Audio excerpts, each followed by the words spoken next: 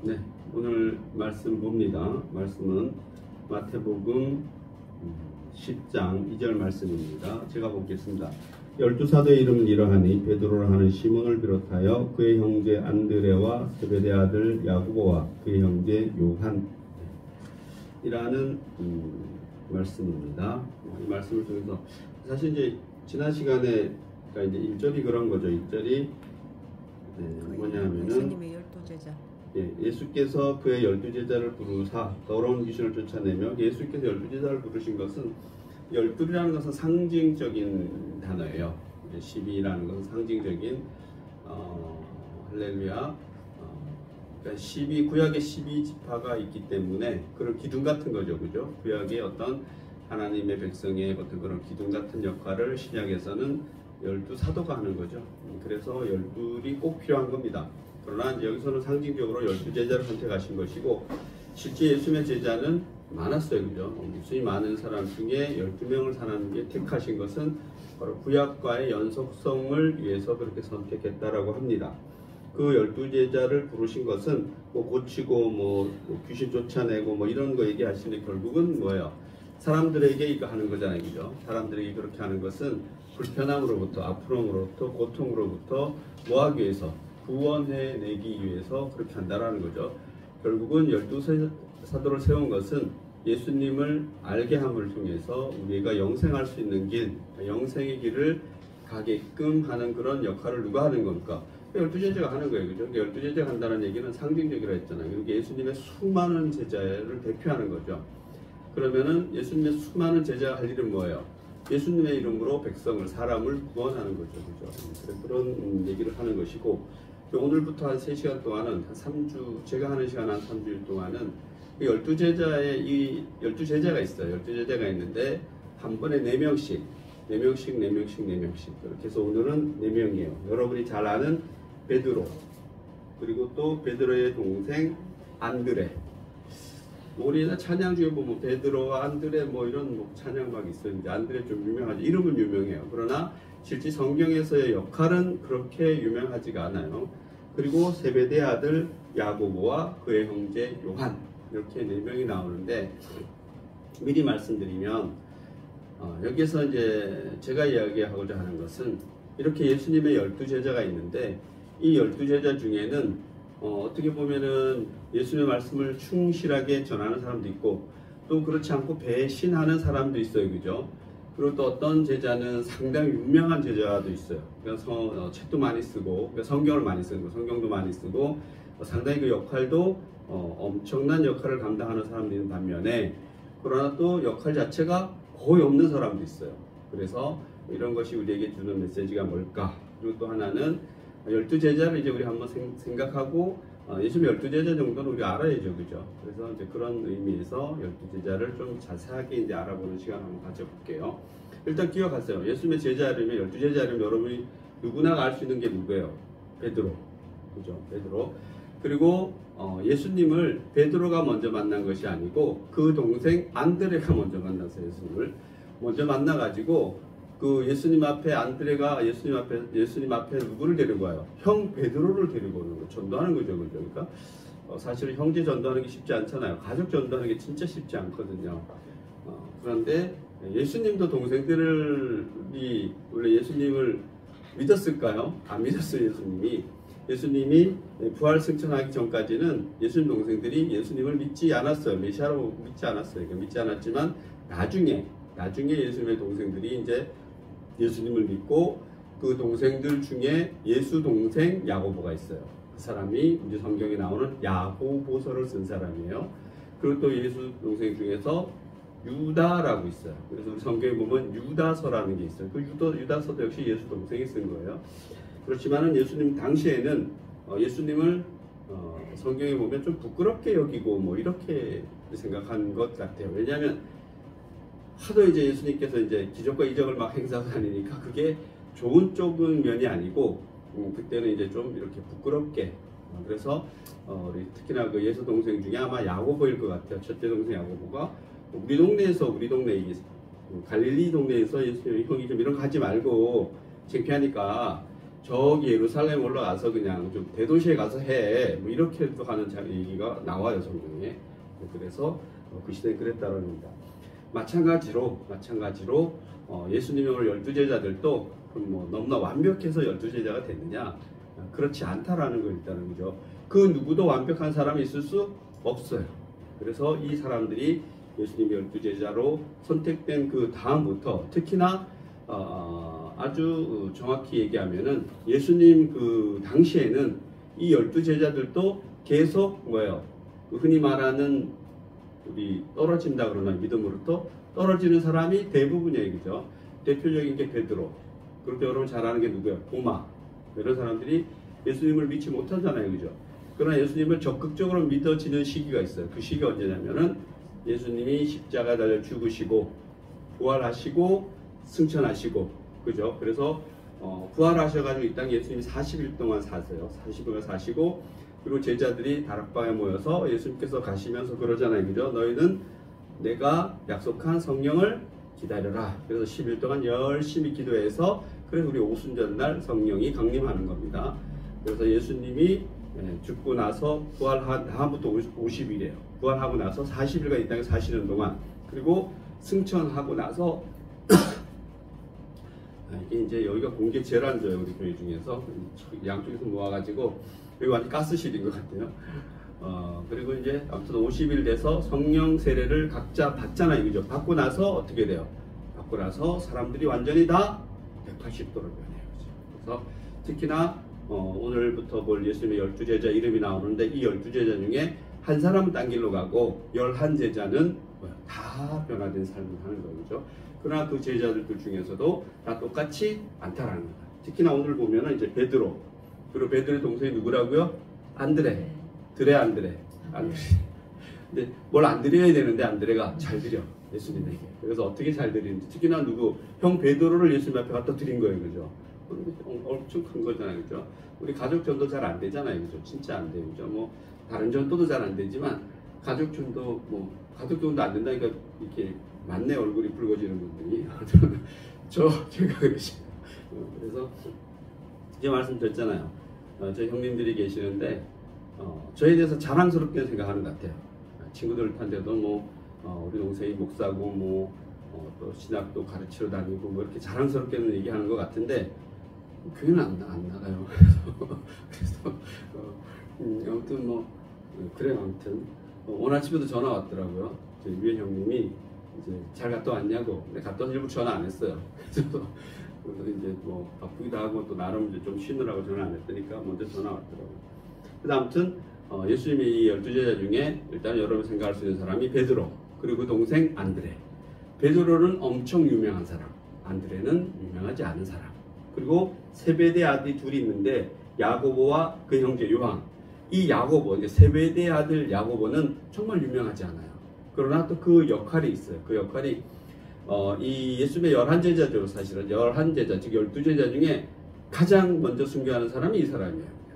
우리 사도행전을 보면은 그냥 뭔 일을 순교했는지도 몰라요. 그냥 순교했다 이렇게 해요. 죽었다 이렇게 해요. 그래서 잡혀서 죽고 나서 이런 얘기가 나오니까 그 사람이 이 사람이에요. 그리고 이 사람 잘 유명하지 않잖아요. 그죠? 반면에 그 형 야고보와 그 형제 요한, 요한이 동생이죠. 이 사도 요한인데 이건 너무 유명해요. 요한복음을 쓴 사람이 이 사람이에요. 오늘 4명 알아보는데 이 중에 2명은 상당히 유명한 사람, 2명은 유명하지 않은 사람. 일단 이렇게 정리를 하고 한번 볼게요.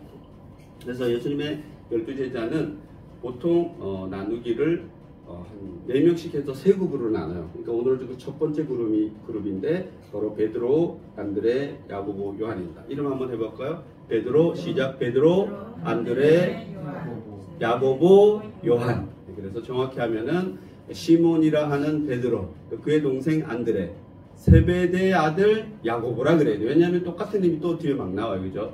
그래서 세베대의 아들 야고보, 그 세베대의 아들 야고보의 동생 요한. 그래서 흔히 말하는 베드로는 예수님의 1등 수제자 이렇게 얘기를 해요. 그리고 우리 여기 요한, 사도 요한인데 그 아버지가 세베대인 거예요. 그 시대에 요한이 많은데 세베대의 아들은 요 사람밖에 없는 거예요. 그래서 세베대의 아들 요한 이렇게 칭하는 겁니다. 마리아가 무지 많아요. 그러나 구분하기 위해서 막달라 동네에 사는 마리아. 그러면 우리 흔히 말하는 막달라 마리아, 그 마리아라고 우리 이렇게 얘기하는 거죠. 그죠? 예수님도 마찬가지예요. 예수라는 이름을 가진 사람이 예수님밖에 없을까요? 아니에요. 많아요. 많아서 우리는 우리의 예수님을 뭐라 그래요? 그래서 나사렛에 사는 예수 이름은 누구예요? 우리가 말하는 그 예수예요. 그냥 다른 예수가 많은 거예요. 여호수아도 구약의 여호수아인 것이지 신약의 이름으로 하면 뭘까요? 그 예수예요. 똑같은 거예요. 그죠? 그렇게 여러분이 이해를 하시고 베드로에 대해서 한번 살펴볼게요. 그래서 베드로는 여러분 뭐 잘 알다시피 이 12제자 중에서도 가장 그 사람 냄새가 나는 사람 사람 냄새가 나는 사람. 그러니까 뭐예요? 가장 사람 냄새가 난다라는 것은 우리 왜 이렇게 하잖아요. 우리 교회 성도님들 중에서도 우리 중에서도 딱 보면은 여러분 각자 생각에 저분은 나보다 신실한 사람 뭐 이렇게 생각하잖아요. 그죠? 그리고 또 야, 저 사람은 진짜 그냥 교회 믿는지 안 믿는지 잘 모르는 사람. 뭐 우리 교회 없지만 아무튼 여기서 베드로는 그런 사람이 속하는 거예요. 보기엔 아주 신실한 신자가 아니고 뭐예요?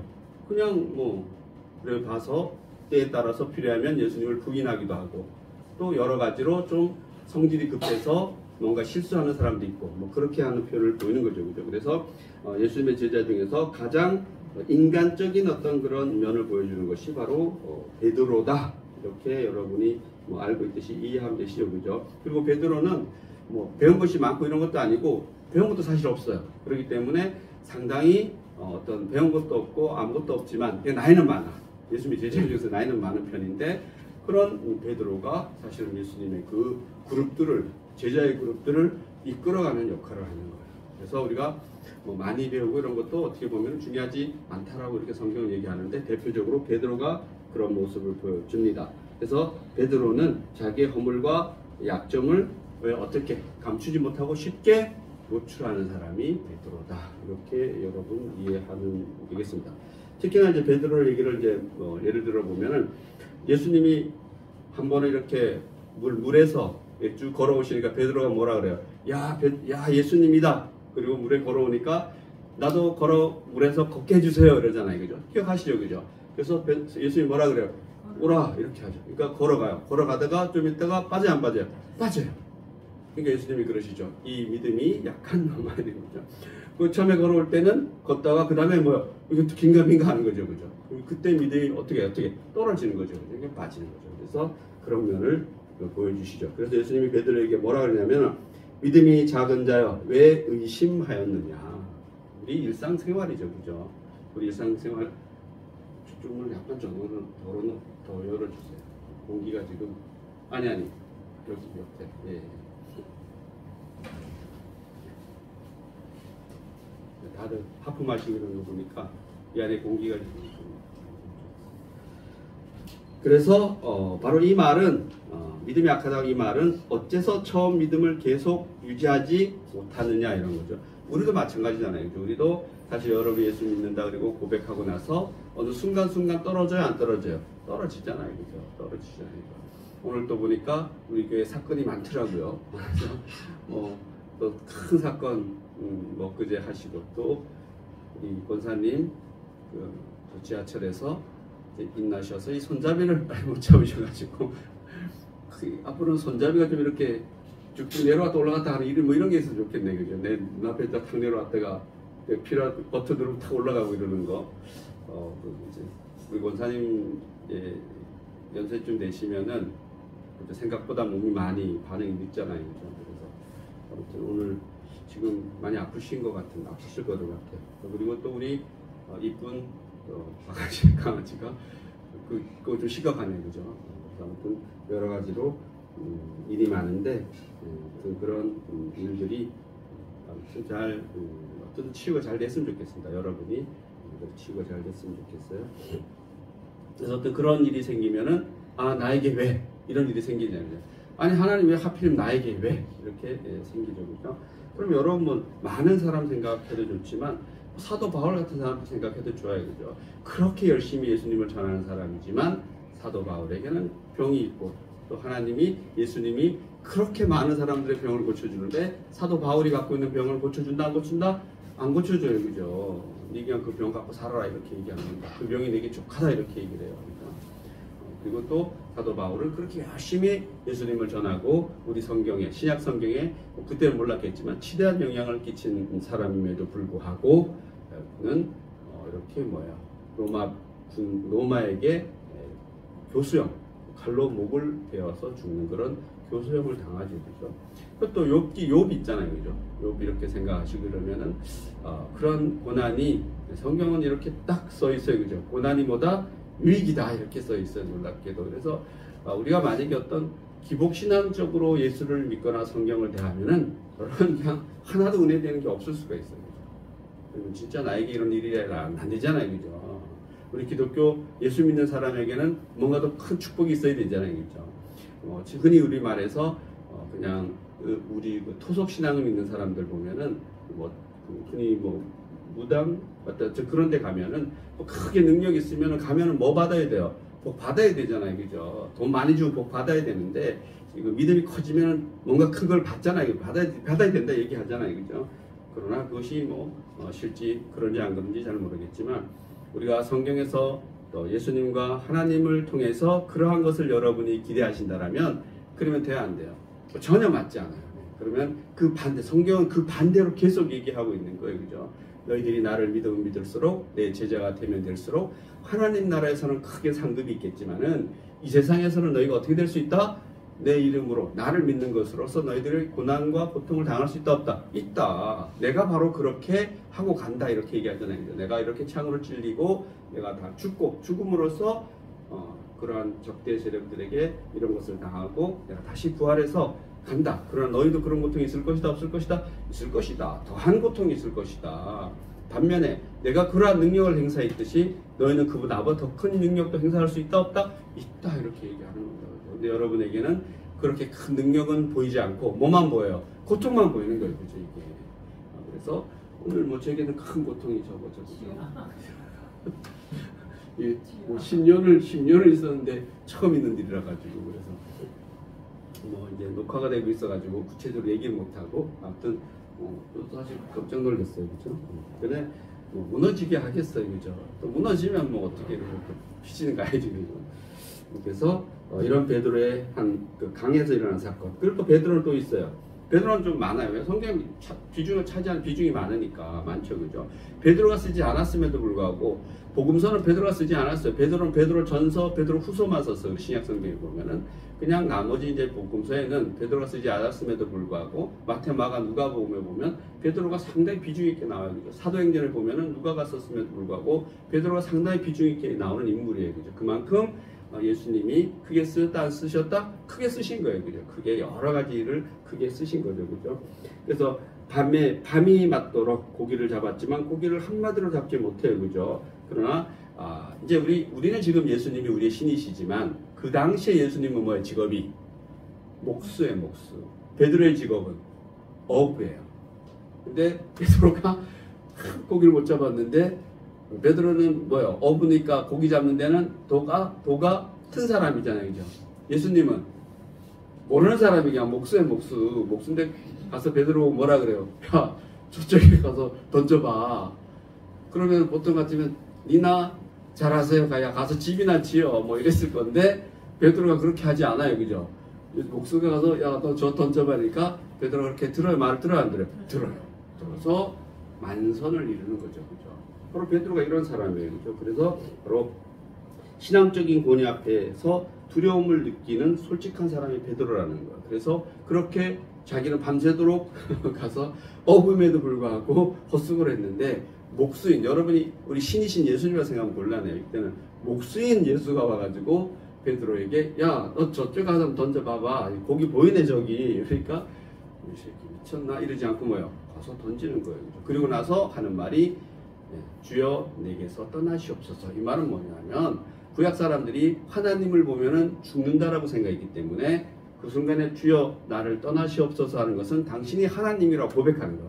당신 하나님인 것 같은데 내가 당신을 봤으니 내가 죽을 것 겁나니까 나 죽이지 말고 좀 가세요 이렇게 얘기하는, 결국은 그거는 가시란 얘기가 아니라 당신은 정말 하나님인 것 같습니다. 이렇게 하는 고백이에요. 이게 베드로예요. 그런 고백을 뒤로 숨기지 않아요. 그죠? 그냥 탁 하면 그대로 탁 하는 거죠. 나중에 또 예수님을 버릴 때도 그냥 샥 버려버려요. 그죠? 그것이 베드로라는 겁니다. 오늘날 여러분과는 뭔가 같은 면이 많은지 다른 면이 많은지 여러분 뭐 생각해 보시면 되죠. 그죠? 저는 뭐 지금 그렇다라고 할 수는 없어요. 왜냐하면 이제 이렇게 발을 담궜기 때문에 뭐 속으로는 약간 밀려오는 생각이 있더라도 이 발을 뺄 수가 없어요. 너무 오래돼가지고 이제 그래서 그러나 베드로는 이때는 그렇지 않은 거죠. 그죠? 성령 세례 받고 난 다음부터는 그렇게 된 거예요. 그죠? 그래서 속으로 약간 그런 생각이 있더라도 이렇게 못하죠. 배신을 못하죠. 그죠? 못할 수밖에 없는 거예요. 저도 아마 그런 지경이 된 것 같아요. 그 다음에 제가 말씀드렸지만 체포되었을 때 계집종이 물어보죠. 그죠? 너 저 사람 친구지? 친구지니까 아니야 이렇게. 그래서 이것도 노래 나온 것도 있는데 뭐 부르진 않겠습니다. 오늘 여러 가지 어려운 게 많아가지고 아무튼 아니야 난 몰라 이렇게 하는 거죠. 그래서 그러한 예수님을 부인하는 그는 한 번도 예수님을 의심하거나 배척하거나 예수님에 대해서 부정적인 생각을 가져본 일이 없는 사람이다. 뭐 이렇게 하려 반대주죠. 속으로는 그렇게 예수님에 대해서 어떤 신뢰를 가지고 있었지만 상황에 따라서는 베드로의 행동을 보면은 그때 자기에게 유리한 판단을 하는 거죠. 그죠? 그렇기 때문에 우리랑 정말 다를 게 없다라고 얘기하는 겁니다. 본의 아니게 예수님을 부인하는 처지 이렇게 표현했는데 제가 보기에는 본의 아니게 너무 좋게 표현한 것이고 예수님은 지극히 우리 같은 거죠. 우리 같은 사람들 예수 믿고 열심히 기도하고 우리가 좀 뭐 나아지거나 뭐 복권 어떻게 당첨돼가지고 큰 거 몇십억짜리 안 되더라도 4개만 맞아도 한 몇만 원 받으니까 다행이다 이러다 3개만 맞아도 그래 뭐 그냥 한 줄 다음에 또 5개 5줄 더 받겠네 이러잖아요. 그죠? 하나도 안 맞으면 이러니 똑같은 거 이게 똑같은 거 장모님 얘기하는 거. 그래서 아무튼 그래서 우리 베드로가 그렇다는 겁니다. 사도행전 4장 13절을 보면 베드로는 본래 학문이 없는 형편없는 사람이었지만 놀랍게도 그가 예수님의 12제자 특히 예수님의 집단 즉 사도 공동체를 이끄는 무리가 사실은 베드로예요. 마태, 마가, 누가 공동체를 실질적으로 이끄는 사람이 누구예요? 성경은 마태, 마가, 누가가 썼지만은 그 공동체를 실질적으로 이끄는 사람은 베드로였다. 초기에 베드로예요. 나중에는 예루살렘에서 유대인들을 특히 예수 믿는 사람들을 이끄는 사람들이 예수 동생 야고보였다 이렇게 얘기합니다. 그래서 예수님은 베드로를 보면 또한 이제 요한복음 우리 21장에 보면은 갑자기 예수님이 탁 나타나니까 베드로가 뭐예요? 야 예수님이다 이러고는 물에 어떻게 확 뛰어들어요. 그죠? 뛰어들어서 예수님에게 막 가는 얼마나 솔직하고 정직한 사람이에요. 그리고 이렇게요. 그때 그 베드로에게 제자들에게 7명의 제자들을 불러서 예수님이 다 먹고 나서 베드로에게 이렇게 하죠. 내가 이 사람들보다 나를 더 사랑하느냐? 라고 묻습니다. 베드로가 뭐라 그랬을까요? 그렇습니다. 라고 얘기합니다. 그래서 그러한 모습을 보여주는 것이 사도 베드로다. 그리고 마지막으로 베드로는 예수님이 부활하시고 승천하시고 나서 변화되기 시작해서 우리 놀랍게도 사도행전에 보면은 이렇게 변화되고 첫 예수님의 제자들 중에 설교를 기가 막히게 하는 게 누구예요? 베드로예요. 그죠? 베드로가 설교를 하는데 막 그 자리에서 뭐 3,000명씩 막 변화되고 그러한 역사가 일어나죠. 또 성전 미문 앞에서 베드로하고 사도 요한하고 가서 뭐예요? 일어나라 이렇게 하죠. 앉아서 걷지 못하는 그런 흔히 말하는 명칭이 뭔지를 모르겠는데 날 때부터 앉아서 걷는 사람. 옛날에는 우리 안진뱅이라 그랬는데 요즘은 이제 그렇게 표현하면 안 되니까 뭐라 그러죠? 이분들을 아무튼 그런 사람을 내가 너에게 돈은 줄 건 없고 나사렛 예수 그리스도 이름으로 일어나 걸어라. 일어나 걸어요 안 걸어요? 걸어요. 이게 베드로예요. 그죠? 베드로가 바로 이러한 모습을 우리에게 보여준다는 겁니다. 그래서 오늘은 예수님의 12제자 중에 지금 베드로 하고 있습니다. 시간은 다 돼가는데 이 3명을 언제 할 것이냐 걱정하지 마세요. 이 사람만 길고 나머지 짧아요. 사도행전에서 베드로는 사복음서에서 볼 수 없었던 완전히 변한 모습을 보여준다는 겁니다. 사도행전에서 보면은 베드로가 얼마나 변화된 모습을 보여주냐면 원래 유대인이에요. 어떻게 보면 진짜 골수 유대인이 베드로죠. 그리고 자기 안위를 지키려 하는 베드로인데 이렇게 꿈에 고넬료라는 이방인에게 베드로 보고 하나님이 가라 이렇게 얘기해요. 가라 그러니까 베드로가 안 가려고 막 버티는 거죠. 그러니까 꿈속에서 흔히 말하는 부정한 음식이라 그래요. 예를 들어서 유대인들에게는 뭐 비닐이 없는 고기 이런 고기는 안 먹어요, 그죠? 그리고 또 뭐 굽이 갈라진 고기 이런 걸 안 먹어요. 먹으면 안 돼요, 유대 율법에서. 그러나 그런 것이 뭐요? 하나님께서 광주리 다 태고 내려 보내주는 거예요, 베드로에게. 그리고 이거 너 먹어라 그러니까 베드로가 나는 구약의 율법을 열심히 지키고 사는 사람인데, 즉 음식에 대한 율법을 열심히 지키는데 아니 이걸 내가 먹습니까? 하나님 뭐라 그랬겠어요? 모처럼 제가 하고 싶은 표현 한번 할게요. 아가리 닥치고 먹어 이렇게 하죠. 그게 그 말이에요. 먹어 이렇게 하는 거야. 야, 내가 깨끗하다고 했는데 왜 내가 그러는 거야? 그래서 그 꿈을 꾸고 나서 베드로가 변해요. 고넬료를 찾아가는 겁니다. 이방인 원래 찾아가면 이방인 만나면 안 돼요, 그죠? 이방인 같이 식사도 하면 안 되는데 고넬료에게 찾아가고 고넬료도 꿈에서 하나님이 나타나서 그렇게 베드로라는 사람이 올 것이다. 그래서 하나님을 받아들이고 예수님을 받아들이고 그러한 모습이 나타납니다. 그때부터 베드로가 완전히 달라지는 겁니다. 물론 다른 성경 갈라디아서 같은 데 보면은 나중에 또 유대인과 식사하다가 또 다른 유대인들이 오면은 뭐 도망투가 그런 모습을 보여요. 그런 것이 사실 베드로인데도 그의 모습이 성령 강림 사건 이후에 특히나 사도행전에서 보면은 베드로가 완전히 달라진 사람이 됐다는 겁니다. 그래서 베드로는 마지막에 처형을 어떻게 당하느냐? 여러분 잘 알다시피 십자가에 매달려 십자가형을 받은 게 최고형이에요.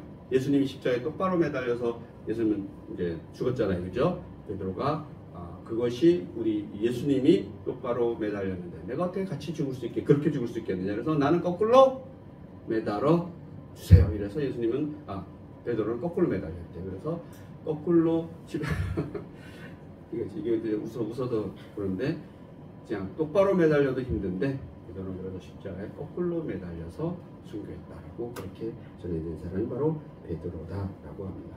그래서 이제 잠깐 살펴봤지만 가장 인간적인 제자 베드로의 모습을 봤습니다. 가장 인간적인 제자라는 것은 우리 보통 사람과 가장 비슷한 사람이 베드로인데 결국은 뭐예요? 가장 아름답게 순교한 사람이 베드로가 아닌가라고 저는 생각합니다. 이제 두 번째 사람 안드레 볼게요. 안드레는 좀 빨리 갈게요. 안드레는 누구 동생이라고요? 베드로의 동생이에요. 안드레는 뭐 하는 사람이냐면은 베드로는 직접 나타나서 뭔가를 막 하는 사람인데 안드레는 뒤에서 조력하는 사람, 뒤에서 뭔가 예수님에게 갖다 바치는 사람인데 대표적으로 얘가 말씀드렸잖아요. 첫 번째, 형 베드로가 예수를 먼저 만났다, 안드레가 먼저 만났다, 안드레가 먼저 만났어요. 그리고 안드레는 세례 요한의 제자예요. 세례 요한의 제자였던 안드레가 세례 요한에게 그래요. 너 먼저 만나봐야 되겠냐? 가봐라. 이렇게 얘기해서 예수님이 따라가서 당신은 누구십니까? 어디에 사십니까? 그러니까 예수님께서 와보라. 이렇게 해서 그 거처한테 따라가서 그때부터 제자가 되는 겁니다. 그래서 안드레는 바로 세례 요한의 제자지만 첫 번째 예수님을 만나고 예수님에게 자기의 형 베드로를 소개하는 사람이 바로 안드레다라고 그렇게 얘기합니다. 그 다음에 어떠한 인물을 전도하는 거죠, 그죠? 그리고 둘째는 요한복음 6장 5절 이하에 보면 예수님이 말씀을 전하는데 모인 무리가 5,000명이 됐는데, 자, 너무 늦은 시간에서 떼거리가 없어요. 그래서 이거 사오기도 뭐해. 그래서 다른 제자들은 이제 뭐라 그래? 이거 뭐 어떻게 하지? 막 이러는데, 그러나 안드레가 이렇게 이야기합니다. 여기 보면은 특히나 너희가 가서 먹을 것을 사주라 이렇게 제자들이 얘기하니까 빌립이라는 제자가 뭐라고 얘기하냐면은 여기는 광야인데 어떻게 5,000명을 먹을 수 있겠습니까? 돈 또 뭐예요?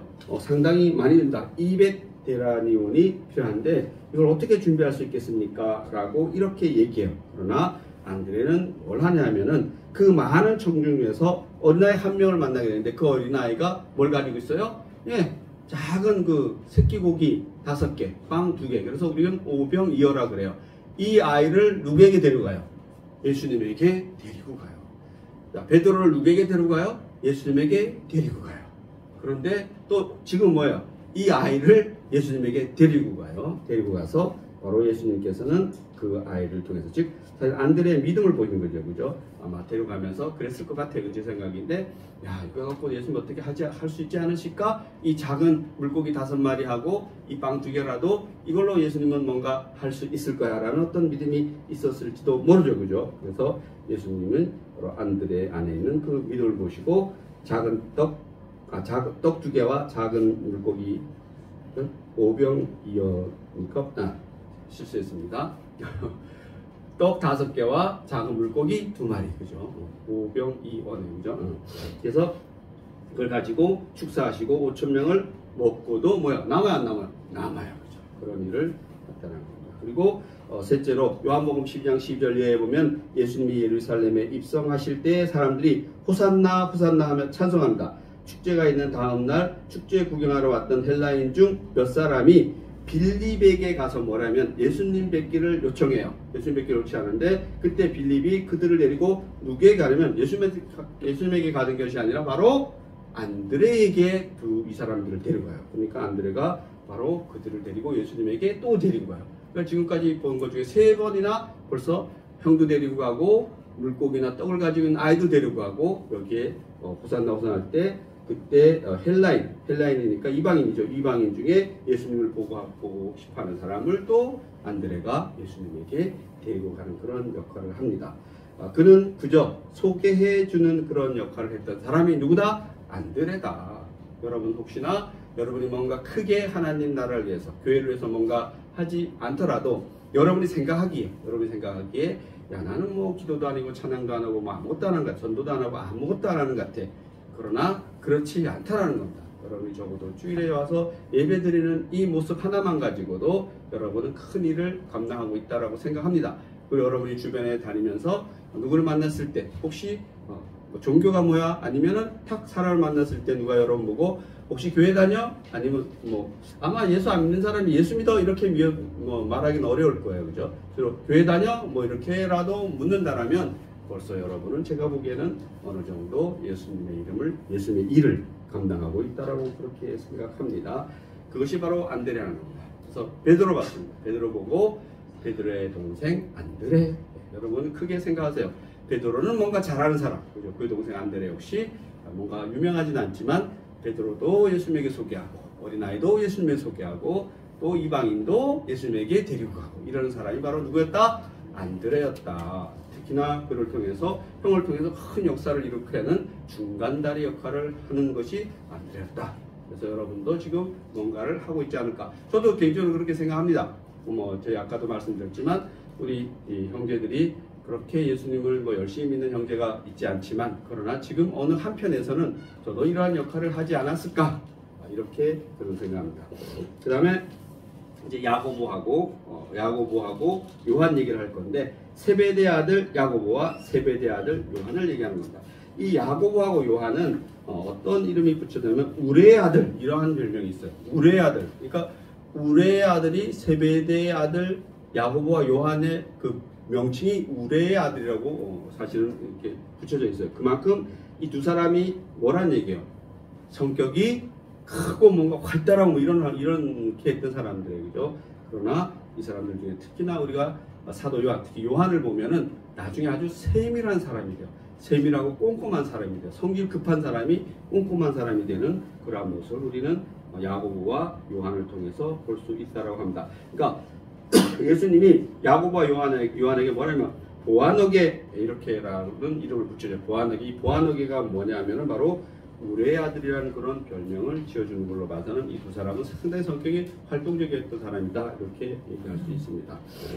그런데 이 엄마가 또 저 웃겨요. 이 엄마가 어떤 사람이냐면 자기 아들이 이제 세베대 아들이 야고보 요한이잖아요. 예수님에게 이렇게 얘기해요. 그런데 놀라운 것은 이러한 야고보와 요한이 예수님을 만나고 나서 점차 변했던 사람인데 이 엄마가 예수님에게 뭐라 하냐면은 우리 아들을 크게 써달라고 이렇게 얘기하는 겁니다. 나의 이 두 아들을 주의 나라에서 하나는 우편에 하나는 좌편에 앉게 하소서 하는 게 엄마예요. 예수님 시대에도 강력한 치맛바람을 행사한 사람이 바로 이분인 거죠. 그죠? 그래서 이러한 엄마, 제가 보기에는 이 두 사람이 엄마 닮은 것 같아요. 그렇기 때문에 상당히 성격이 활발한 사람이 두 사람이 아니었나. 그러나 예수님을 만나고 나서는 성격이 변한다 안 변한다? 변한다. 그래서 첫 번째 보면은 이 야고보를 보면은 예수님의 12제자 가운데 죽음이 분명하게 기록된 사람은 바로 이 야고보예요. 제가 그랬잖아요. 사도행전을 보면은 야고보가 순교했다 이렇게 나와요. 그 외에 아무 설명이 없어요. 중요한 건 뭐예요? 순교했다는 것이 중요한 것이죠. 그죠? 다른 사람의 죽음에는 안 나와요, 사실은. 그냥 그는 다른 기록들에 나오는 거지 성경에 나오지 않는 이 사람은 이 12명 중에 이 한 명, 이 야고보, 세베다 야고보는 성경에 딱 기록되어 있어요. 사도행전에. 야고보가 순교했다. 이렇게 나오는 거예요. 바로 이 사람밖에 없죠. 사도행전 12장 1, 2절을 보면 헤롯 왕의 박해 때에 야고보가 칼에 맞아 죽었다고 기록되어 있다. 왜 죽었겠어요? 예수를 믿는 사람이기 때문에 죽은 거죠. 그죠? 헤롯 때. 그래서 야고보는 불같은 사람이었고 으뜸되기를 좋아했고 강한 성격이었으나 예수님을 만나고 나서 순교할 때까지 그의 믿음은 성숙했고 그의 성품과 인격은 변화했다는 겁니다. 그래서 우리는 사람은 절대 변하지 않는다라고 그래요. 그죠? 그러나 제가 봐도 변하지 않는 게 맞아요. 사실 맞는 것 같아요. 여러분 스스로를 잘 생각하면은 어려서부터 자기를 잘 보면 변하지 않잖아요. 그죠? 저도 뭐 안 변하는 것 같아요. 그런데 또 돌이켜보면은 어떤 면은 상당히 변한 것 같아요. 상당히. 특히나 예수 믿고 나서의 변화된 삶은 상당히 변했잖아요. 그죠? 이때 속에서 뭔가 변한 것 같아요. 특히나 하나님에 대해서, 예수님에 대해서 가지고 있는 인식 자체가 우리는 좀 달라진 거죠. 그죠? 그렇기 때문에 뭔가 안 변하는 걸 맞는 거예요. 습관 이런 건 잘 안 변하거든요. 그죠? 그러나 우리 믿음에서 다시 한번 돌이켜보면 정말 많이 변한 것 같아요. 저는 이제 여러분들 제가 이렇게 뭐 보면은 제가 어려서부터 같이 이제 보진 않았지만 그래도 보면은 많이 달라지신 것 같구나. 특히나 이제 또 많이 달라지시고 또 많이 달라지시고 어떻게 많이 달라지시고 그래서 분명히 달라지는 게 있다라고 저는 생각합니다. 그래서 절대로 우리 사람은 뭐 3살 버릇이 8가지 간다 그러는데 맞는 것 같아요. 그 말이 맞는 것 같지만 우리 신앙 안에서 들어오면은 그 말도 맞지만은 변하는 것도 맞는 것 같아요. 그래서 베드로가 변하지 않은 것 같지만 또 변하잖아요. 그죠? 또 변한 것 같지만 또 그 어떤 습관이나 이런 것은 그대로 또 가지고 있지만 우리 습관이 버릇이 8가지 가는 것이지 어떤 그런 생각이나 사상이나 이런 것들은 신앙이나 이런 것은 저는 뭐 반드시 변할 수 있다고 생각합니다. 그리고 그 신앙이나 사상은 우리 전체를 지배할 수 있고 어느 때에 나타날 때에 나타나요. 그죠? 반드시 나타납니다. 여러분에게도 그렇게 나타나고 생각합니다. 그래서 우리 이제 오늘 이제 예수님의 제자 중에 베드로 봤고요, 안드레 봤고요, 그다음에 이제 세베대 아들 야고보 봤어요. 이제 마지막 한 사람입니다. 요한입니다. 세베대 아들 요한인데 우리는 흔히 사도 요한이라고 해요. 그래서 요한복음을 쓴 사람이 요한이에요. 유명한 사람이에요, 이 사람은. 그리고 그 시대에 그 12명의 제자 중에 제일 어린 친구. 추정한 건데 아마 15살 정도쯤 되지 않았을까. 이렇게 추정해요. 상당히 어린 친구죠. 그죠? 그래서 마지막으로 사도 요한에 대한 공부입니다. 그래서 예수님의 12제자 가운데 제일 신비하게 생각되는 사람이 바로 요한이죠. 그죠? 사도 요한의 변화는 놀라운 변화라는 겁니다. 누가복음 9장 46절 이하를 보면 사도 요한이 다른 사람을 잘 받아들이지 못하고 누가 귀신을 쫓아내면 그것을 질투하는 아주 편협한 태도를 나타내는 것을 볼 수 있습니다. 이렇게 화잘 내고 마음 좁고 불같은 성격을 가진 사람이 누구야? 사도 요한이에요. 그죠? 그래서 예수님을 만난 후에 딱 변해요. 변해서 요한복음 쓰죠. 그리고 요한 1, 2, 3서를 써요. 그리고 우리 요한계시록도 이 사람이 써요. 근데 좀 결은 달라요.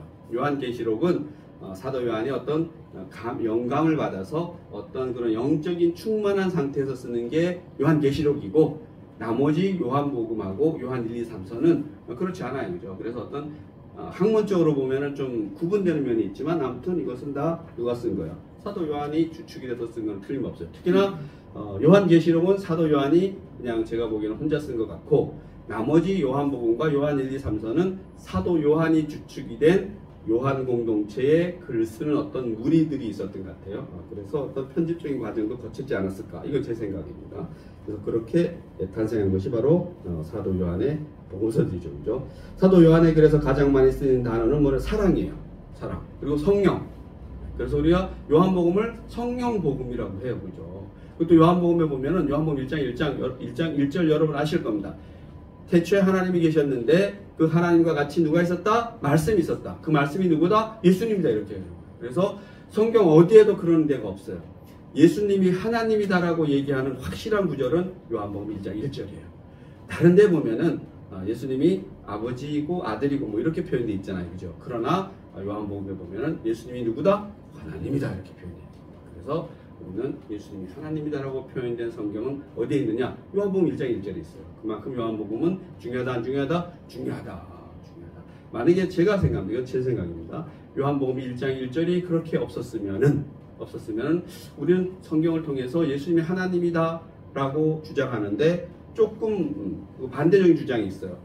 제일 힘센 사람이 하나님이고, 그다음 두 번째 힘센 분이 또 예수님이고, 세 번째가 성령님이고 이렇게 주장하는 사람이 있는데 그러한 주장을 다른 성경을 통해서 보면 일명 그게 맞아요. 있잖아요, 그죠? 그래서 아버지라 그리고 내가 아들이라 그러고 당신 나를 보내고, 그럼 보낸 자가 큰 사람이에요? 보낸 받은 자가 큰 사람이에요? 보낸 자가 크잖아요, 그죠? 그래서 얼핏 생각해도 하나님이 보내시고 예수님 이 땅에 오시고 또 예수님이 성령을 보내준다 했으니까 마찬가지로 성령을 누가 보내준 거예요? 예수님이 보내줬으니까 그렇게 느낄 수 있지만 요한복음 1장 1절에 보면은 그 하나님이 있었는데 그 하나님이 말씀으로 있었다. 그래서 그 말씀이 누구다? 육신이 돼서 이 땅에 왔다라는 얘기죠. 그것이 예수님이다. 자, 우리 성부, 성자, 성령 하나님 중에 육신을 가진 분은 누구밖에 없어요? 예수님밖에 없어요. 그죠? 그래서 말씀이 육신이 됐다는 얘기는 예수님을 얘기하는 것이다 라고 하는 겁니다. 그리고 또 요한복음에 보면 빛, 생명, 용서, 거듭남 이런 단어들이 많이 사용되고 있다라는 겁니다. 이것이 누구다? 사도 요한의 사상이고 생각이라는 겁니다. 예수님이 무덤에 갇히신 다음날 여인들이 시신이 없어졌다고 보고하고, 그때 누가? 베드로하고 요한복음이요. 베드로하고 요한이 막 달려와요. 이때 이 물리적인 것 같아요. 베드로는 나이가 많다 그랬잖아요. 사도 요한은 제일 어리고 달리면 누가 이겨요? 젊은 놈이 좀 낫죠.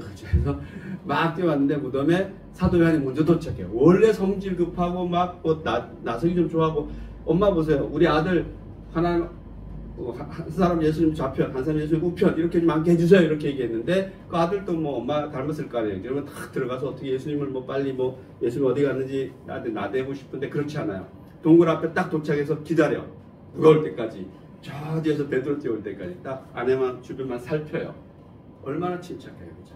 그리고 베드로는 원래 안변에 그냥 후다닥 안으로 들어가서 확인하고, 여기서 이제 그런 상황들이 요한복음에 다 기록되어 있는 거죠. 이건 누구의 눈으로 본 거예요?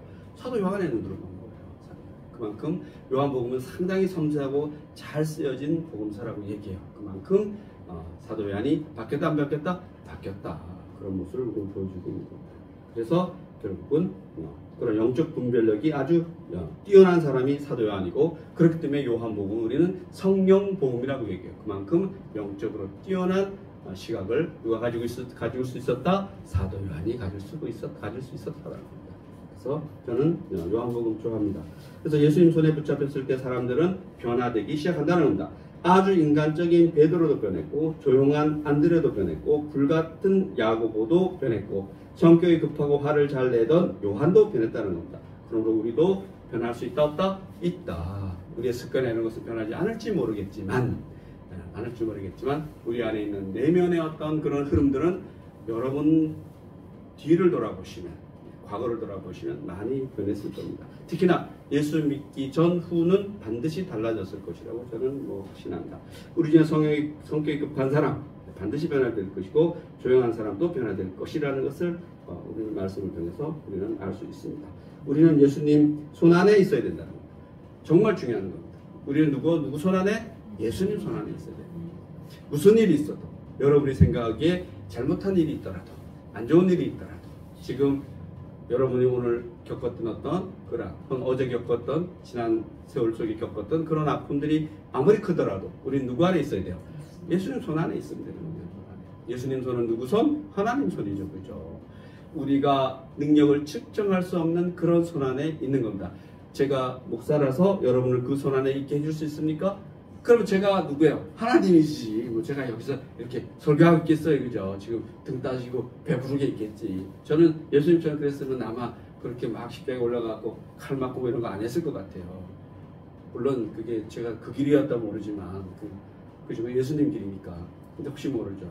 또 베드로처럼 이렇게 배다가 또 거꾸로 먹어야 될지도 모르죠. 그래서 여러분이 우리 예수님 손 안에 있어야 되죠. 그래서 어마어마한 신의 능력 안에 여러분이 있어야 되는데, 여러분이 그것은 누가 결정하는 겁니까? 여러분이 결정하시는 거예요. 정확히 얘기하면 하나님이 결정하시고 누가 받아들이는 거예요? 여러분이 받아들이시는 겁니다. 선택은 누가 하시는 거예요? 여러분이 하시는 거예요. 마치 아담과 하와가 선악을 알게 하는 나무 열매를 따먹는 건 누가 선택하는 거예요? 그들이 선택한 거예요. 그죠? 그들이 선택하듯이 우리 인간에게는 선택할 수 있는 그런 능력을 주셨다 안 주셨다? 주셨다라고 성경은 이야기하고 있는 겁니다. 그래서 여러분이 선택을 잘 하시면 됩니다. 그리고 우리의 성품과 성격도 예수님 앞에 드러내야 한다는 겁니다. 그러면 주님이 가장 아름답게 우리를 고쳐서 사용하실 것이라고 믿습니다. 기도하시겠습니다. 하나님 감사합니다. 예수님의 제자들이 과거에는 성격적으로, 인간적으로, 체질적으로 보잘것없는 사람들이었지만 예수님이 그들을 변화시켜 주신 것을 감사합니다. 베드로 같은 사람이 여기 있습니다. 변화되게 하여 주시옵소서. 안드레 같은 사람도 있습니다. 야고보와 요한 같은 사람도 있습니다.